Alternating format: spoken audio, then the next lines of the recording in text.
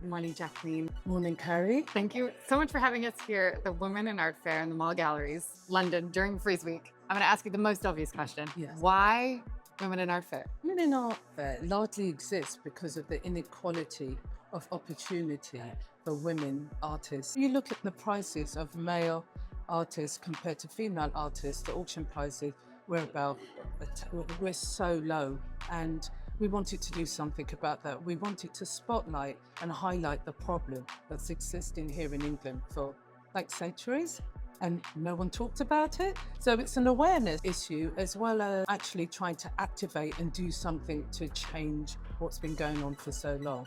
Will you now take us to like 3 of your favorite works in the show this year? Oh, wow. Okay. I'll take you down to the women's cycles, first of all, which is our curated space. And there's some wonderful work here by various artists depicting the different stages of women's life. One of my favorite work is by Ruth Swain. And this is really clever because what she's shown, she's connected the domestic life with the cycles of our life, and she's put it into sort of the control panel of this washing machine cycle, and she's really looked at the different stages that we go through in life, and she's put them into where we can be confined sometimes in the domestic space. And I just think it's just so clever and witty, and so it's one of my favorite pieces. I'm really pleased you picked this because I think we expect women's art to represent women. Yes, actually, like with the figure or the body. Yes. And I love that this doesn't, but represents a space that I find myself in an awful lot. Yes, absolutely. The laundry.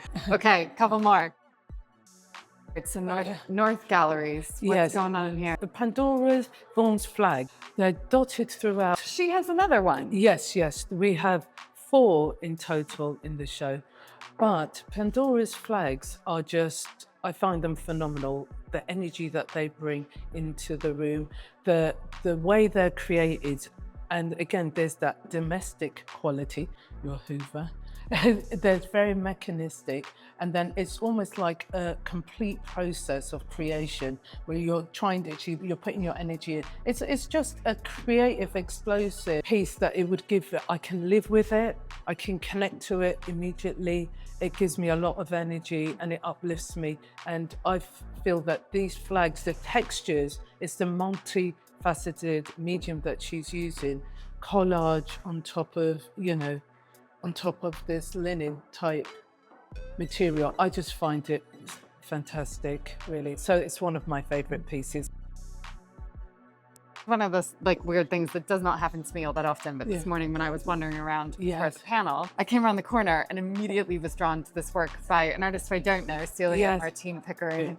She's on the booth that it's a charity that supports charity card. Dementia. Yeah. But this work just completely blew me away, and I did that classic thing of like quick look at Instagram. It's like, oh, no, she's like an amazing practicing artist. I can tell you about Art for Dementia please. and why we chose to have them at the art fair. Coming from a wellness background, we have known for a very long time the impact of colour and art and creativity on the brain, especially when it's deteriorating. When the Art for Dementia approached us to be a partner with us, I thought, why not? Because so many artists, creatives, they might be ill, but then there's that other part of them that really is still present in creativity. And I said, absolutely. So I'm not surprised that this is one of the best works. Just so good. Yeah, so good. absolutely. Keep looking at it. It's fantastic. Yeah, so good.